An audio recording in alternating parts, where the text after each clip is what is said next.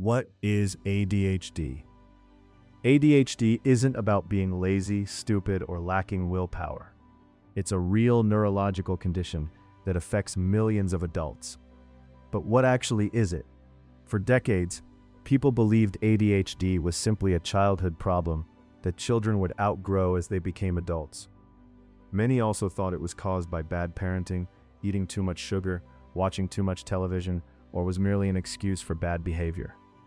Today, we know those beliefs are not supported by the scientific evidence. ADHD is a neurodevelopmental disorder that primarily affects self-regulation and executive functioning.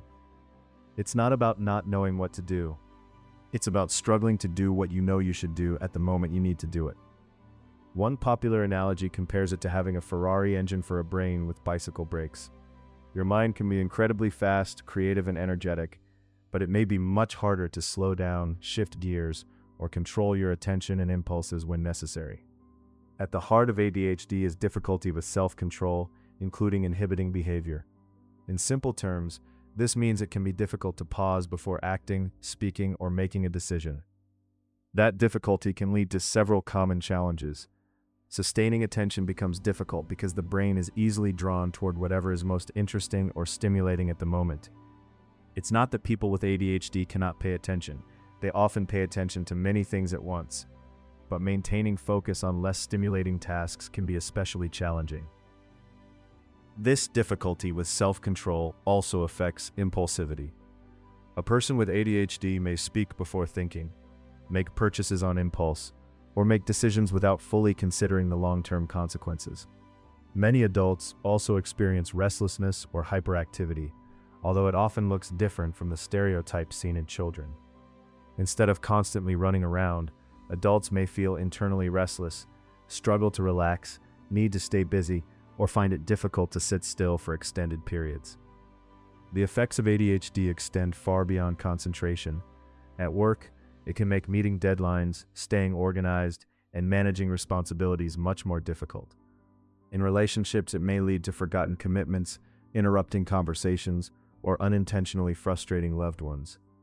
Financially, impulsive spending and forgotten bills can become recurring problems. Healthy habits such as regular exercise, consistent sleep, and balanced eating may also be harder to maintain. Research suggests that untreated ADHD is associated with a higher risk of accidents, health problems, and a shorter average life expectancy, highlighting the importance of proper diagnosis and treatment. The encouraging news is that ADHD is one of the most treatable conditions in mental health.